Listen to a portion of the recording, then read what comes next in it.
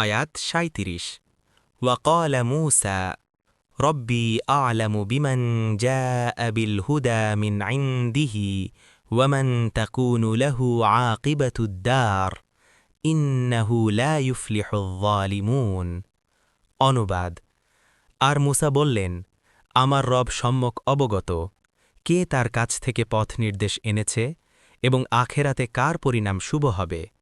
জালিমরা তো কখনো সফলকাম হবে না।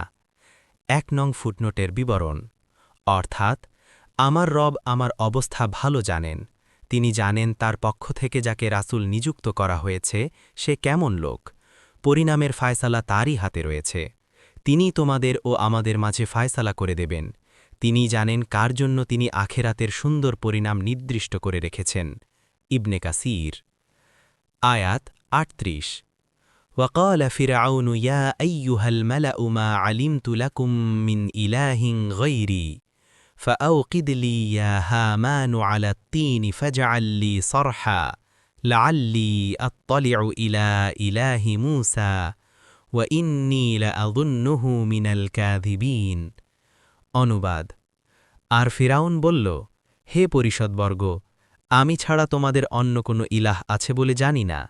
অতএব হে হামান, তুমি আমার জন্য ইট পোড়াও এবং একটি সুউচ্চ প্রাসাদ তৈরি করো, হয়তো আমি সেটাতে উঠে মুসার ইলাহকে দেখতে পারি, আর আমি তো মনে করি সে অবশ্যই মিথ্যাবাদীদের অন্তর্ভুক্ত। পরবর্তী তাফসিরে যেতে ভিডিওটি শেষ হওয়ার পূর্বেই এই বক্সে ক্লিক করুন। ভয়েস বা উচ্চারণে অনিচ্ছাকৃত ত্রুটি ক্ষমাসুন্দর দৃষ্টিতে দেখবেন ইনশাআল্লাহ।